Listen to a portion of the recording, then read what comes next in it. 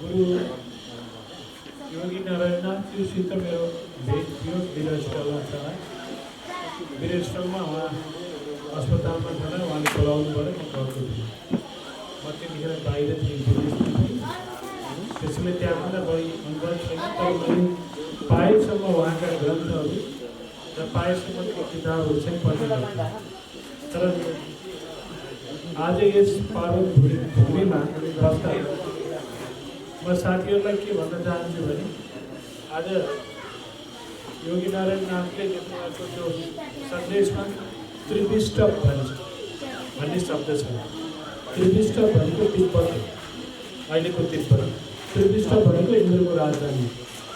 यो हिमवत खण्ड तपाईँ हामी अहिले आएर अहिले यो जीवन कार्यकालमा हामी बसेर हामीले बनाएको होइन। यो एकदम पुरातन हो। 1 अरब 90 करोड जति वर्ष पुरानो हो यो हिमवत खण्ड। 1 अरब 90 करोड। तपाईँहरूले तोयनाथको पात्रो बटाएर हेर्नुहोस् त, ज्योतिष अनुसार तोयनाथको पात्रो बटाएर हेर्नुभयो भने सबै जान्नुहुन्छ। र 2-4वटा कुरा मात्रै मलाई भन्नु छैन। एउटा कुरा के छ भने हामी धेरै जसो कुरा मात्रै गर्छौँ। त्यसैले हामीले धर्म अर्थ काम मोक्ष भनेको छ। त्यो काम चाहिँ हामीले छोडिदिएका छौँ। कामलाई हामीले के भने कहिलेकाहीँ यौनजन्य क्रियालाई मात्रै मान्यौँ, त्यो काम त होइन। काम भनेको कामै हो र कामबाट धर्मबाट अर्थ हुनुपर्छ अथवा अर्थ आर्जनका लागि काम हुनुपर्छ, तब मात्रै मोक्ष हुन्छ। त्यसैले मेरो विश्व हिन्दू महासङ्घका युवा महासङ्घका अध्यक्षज्यू र यहाँका साथीहरू जति टिमहरू हुनुहुन्छ उहाँहरूले तात्विक रूपमा अहिले जस्तो काम गर्नुभएको छ त्यसलाई अब विकास र समृद्धिका लागि जो काम गर्ने योजना बनाउनु भएको छ त्यसमा मेरो समर्थन रहनेछ। किनभने उहाँहरूले यो कार्यलाई चाहिँ यति चाँडै ऋषिकेशजीले यति चाँडै यो नेतृत्वलाई एउटा अर्थदायी र फलदायी किनारमा लैजानुहुन्छ र यसले एउटा ठोस रूपमा केही योगदान दिनेछ भन्ने मलाई विश्वास लागेको छ। र उहाँको कार्यलाई यो देश हितको कार्य र यो स्वधर्मको कार्य भएको हुनाले मेरो पनि समर्थन रहनेछ र मैले जे सहयोग हुन्छ त्यो दिनेछु। र त्यसैले गर्दा उहाँको ठुलो युद्ध स्तरमा उहाँले अर्को सबभन्दा ठुलो कार्य गर्नुपर्छ शिक्षामा। शिक्षामा कार्य गर्न सक्यो भने मात्रै समाज विकसित हुन्छ र त्यो विकसितको स्वरूप हामीले ऋषि आश्रमहरू, चाहे त्यो याज्ञवल्क्यको आश्रम होस्, चाहे ऋतम्बराको आश्रमहरू हुन्, अथवा धेरै पुराणहरू 108 पुराणका आश्रमहरू र सदियौँदेखि खेलेको त्यो ज्ञानको परम्परालाई श्रेष्ठ मानिएको हुनाले उहाँले यो अर्को र यसमा जसै योगी नारायणनाथ र गोरक्षनाथको मन्दिरको आशीर्वाद लिएर अथवा यो ऊर्जा लिएर जो जान खोज्नु भएको छ त्यसका लागि उहाँलाई म हृदयदेखि धन्यवाद दिन चाहन्छु। र यो बारेमा मेरो 44 वर्ष जति मेरो चिकित्सा जीवन रह्यो र मैले मेरो अनुसन्धान क्यान्सर र ब्रेन मस्तिष्कमा हो।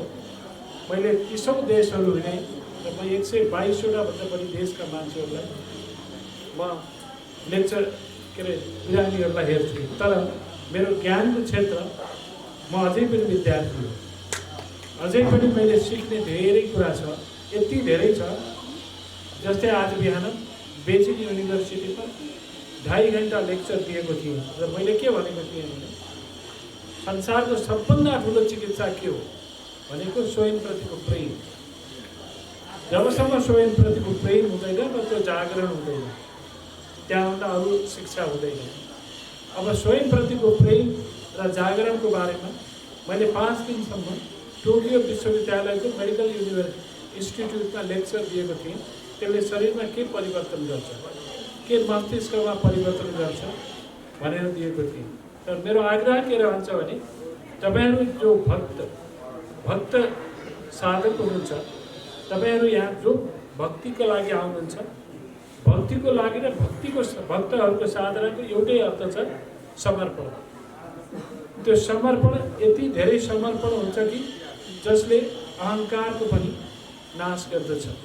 जब त्यो अहंकार नाश हुन्छ तब शरीरभित्रको आफ्नै ऊर्जा विकसित हुन्छ र त्यो ऊर्जाले आफ्नै शरीरलाई सबल राख्छ र त्यो ऊर्जालाई सञ्चित गर्नलाई हिमवत खण्डमा तमाम जडीबुटीहरू छन्।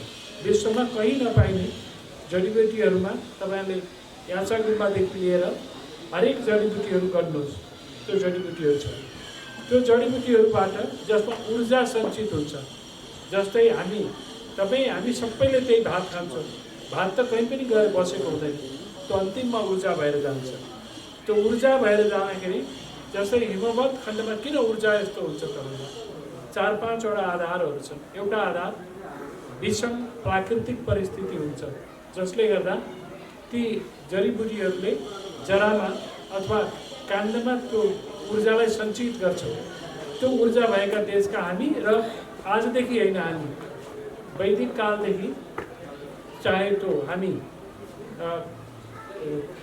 कालका हिसाबले हेऱ्यो भने युग हरेक युगमा यसको महत्त्वको बारेमा छ। त्यसैले मेरो के आग्रह रहन्छ भने मेरा मित्रहरू, तपाईँहरूले ऊर्जा जो प्राप्त गर्नुहुन्छ जडीबुटीहरू, खानपानहरू, सोच, शरीर, इन्द्रिय, मन र आत्माबाट त्यो ऊर्जा यही हिमवत खण्डमा धेरै छ र यही हिमवत खण्डमा जस्तै तपाईँहरूले सुन्नुभएको छ होला, स्विडेनमा एउटा अन्तर्राष्ट्रिय इन्स्टिट्युट छ, इन्टरनेसनल इन्स्टिट्युट फर साइन्सेस भन्ने। त्यहाँ मैले 10 दिन लेक्चर दिएको थिएँ वेदमाथि। वेद, उपनिषद, पुराण, कुनै पनि शास्त्रको बारेमा र त्यसले शरीर, इन्द्रिय, मन र आत्मामा के प्रभाव पार्छ, त्यो प्रभावहरूलाई कसरी जाँच्न सकिन्छ। त्यसैले म के आग्रह गर्छु भने तपाईँ हामी यो देशका सन्ततिहरू भाग्यमानी हौँ। यो देशका सन्ततिहरू होला, हामी द्रव्यमा भाग्यमानी नभए पनि ऊर्जाको किसिमले। त्यसैले के कार्य गर्नु पर्यो भने सङ्गठित भएर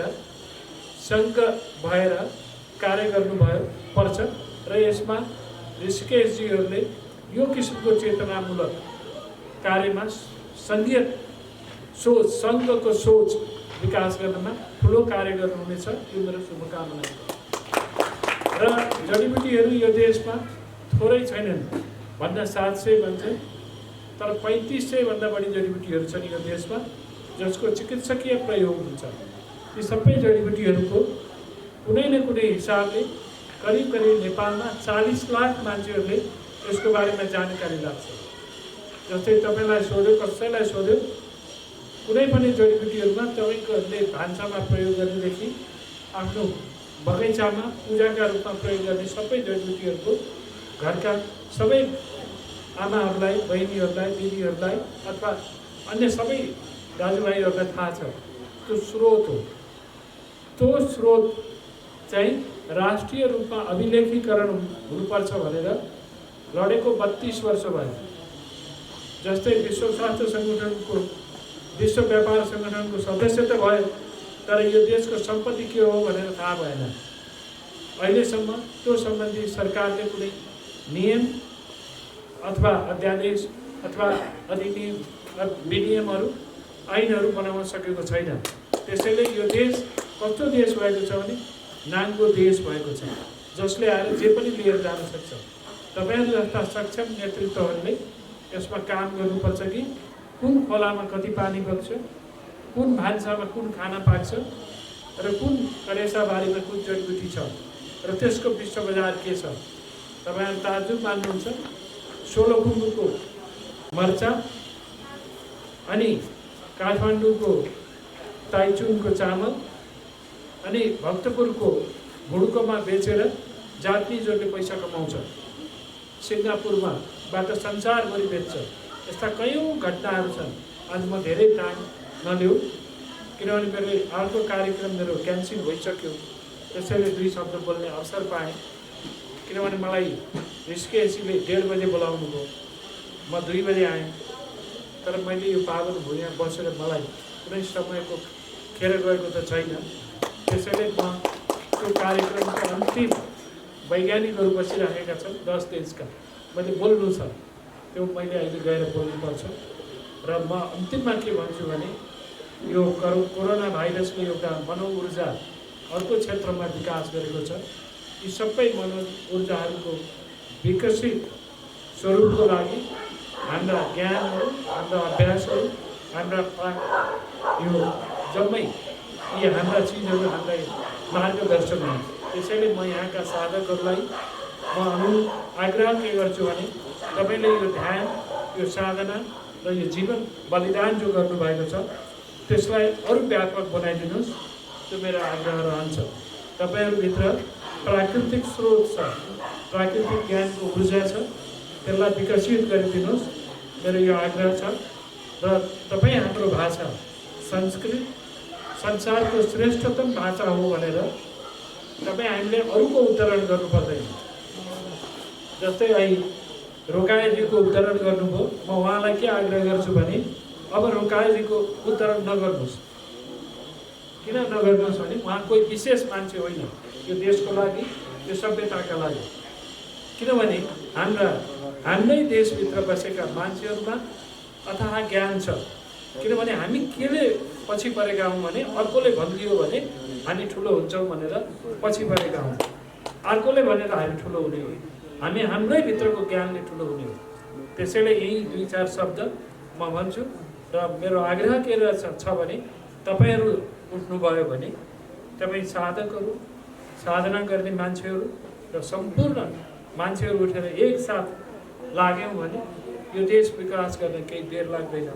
तर हामी कहाँनिर कमजोर भयौँ भने अरूलाई विकसित भनेर कमजोर भयौँ। हामी ज्ञानमा विकसित छौँ, सम्पदामा विकसित छौँ, सभ्यतामा विकसित छौँ र हामीले खालि के भने त्यसलाई व्यवस्थापन गर्न जानेनौँ। अब व्यवस्थापन सिकौँ, अर्काका कुरा नि सिकौँ, त्यो अर्को बाटो हो। म यही शब्द भन्दै ऋषिकेशजीका चुनौतीहरू धेरै छन्। ऋषिकेशजीलाई म के भन्छु भने यो चुनौतीहरूलाई तपाईँले एउटा आफ्नो साधकहरूका बिचमा केही बल आर्जन गर्नुहोस् र तपाईँको उसमा 10 जना, 20 जना, 50 जना मात्रै मान्छे, सबल मान्छे छन् र तपाईँसित भएका मान्छेलाई एकदम सबल बनाउनु भयो भने यो देश परिवर्तन गर्न गाह्रो छैन। यही भन्दै म आफ्नो 2 शब्द